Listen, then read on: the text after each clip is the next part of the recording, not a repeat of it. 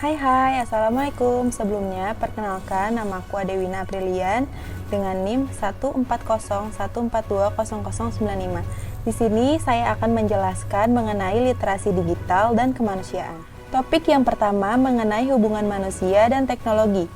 Teknologi merupakan salah satu upaya mempermudah manusia dalam memenuhi kebutuhan dan kepuasannya. Hubungan antara manusia dan teknologi sangatlah erat, mengingat manusia sendiri adalah pencipta teknologi. Teknologi diciptakan manusia untuk memudahkan hidupnya, sehingga segala sesuatu yang diharapkan berjalan efektif dan efisien. Saat ini, teknologi hadir di seluruh aspek kehidupan manusia. Sulit memisahkan manusia dengan teknologi. Teknologi saat ini hadir sebagai kebutuhan primer yang wajib terpenuhi. Teknologi sendiri diartikan sebagai bentuk kreasi manusia yang terwujud lewat alat juga teknik tertentu yang sistem kerjanya mempermudah pekerjaan manusia. Teknologi ini dibuat dengan menerapkan ilmu pengetahuan. Contoh paling mudah untuk teknologi yang bisa kita jumpai sehari-hari adalah seperti handphone, televisi, dan internet, dan sebagainya. Meski teknologi pada dasarnya mempermudah pekerjaan manusia, tetapi teknologi juga memiliki dampak positif dan sisi negatif bagi kehidupan manusia.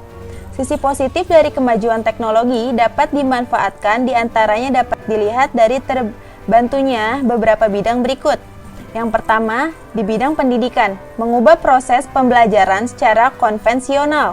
Yang kedua, bidang kesehatan dengan smart card. Yang ketiga, di bidang transportasi dengan program komputer sebagai pengendali. Yang keempat, bidang bisnis yang meliputi e-commerce. Teknologi turut memunculkan sejumlah dampak negatif yang merugikan. Yang pertama yaitu pelanggaran hak cipta yang meliputi pembajakan software. Yang kedua, kejahatan siber atau cybercrime, kejahatan penipuan online. Yang ketiga, penyebaran malware yang bertujuan mencari kelemahan software. Selanjutnya, konsep dan pemanfaatan Internet of Things dan Big Data. Secara umum, Internet of Things merupakan konsep di mana objek tertentu memiliki kemampuan mentransfer data melalui jaringan tanpa interaksi manusia ke manusia atau manusia ke perangkat komputer. Cara kerja Internet of Things yaitu dengan memanfaatkan sebuah instruksi programan yang dimana tiap-tiap perintah argumen itu dapat menghasilkan sebuah interaksi antara sesama perangkat yang saling terhubung atau sama lainnya secara otomatis tanpa campur tangan manusia. Manfaat utama dari Internet of Things adalah ketercapaian efisiensi, efektivitas, dan koneksivitas.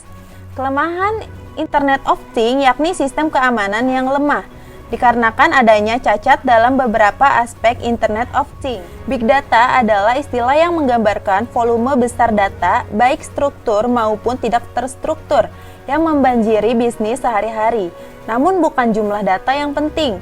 Big Data dimanfaatkan dalam mengambil keputusan penting dan cepat, menghemat waktu. Di samping itu, pengelolaan data dengan sistem informasi yang tepat juga dapat mendukung komunikasi serta produktivitas perusahaan menjadi lebih efisien.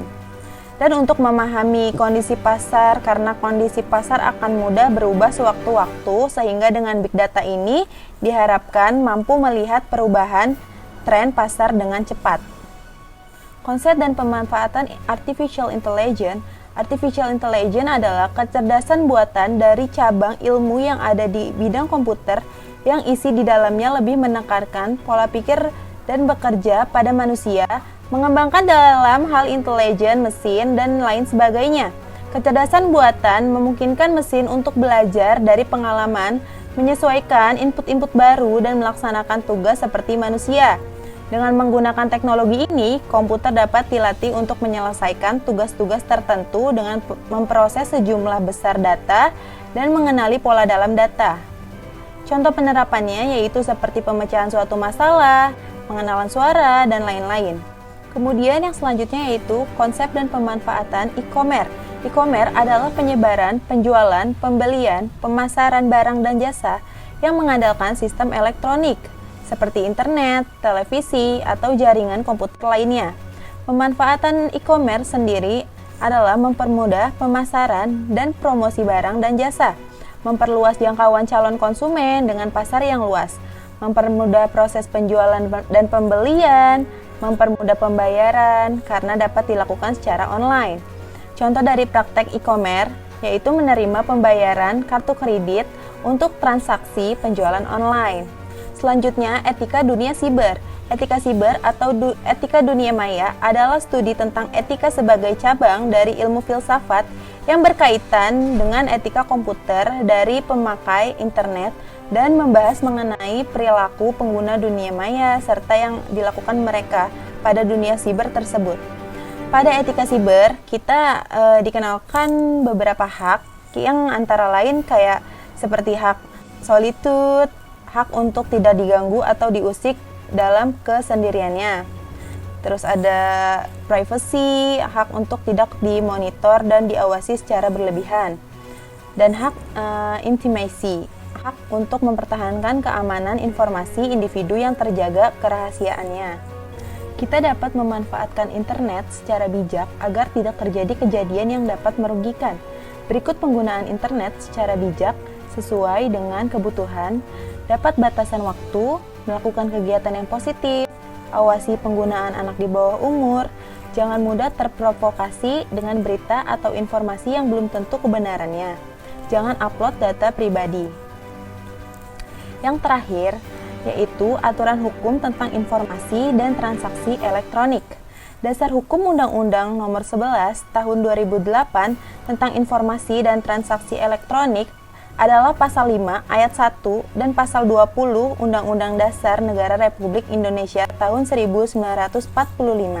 Pemanfaatan teknologi informasi dan transaksi elektronik dilaksanakan berdasarkan asas kepastian hukum, manfaat, kehati-hatian, itikat baik, dan kebebasan memilih teknologi atau netral teknologi.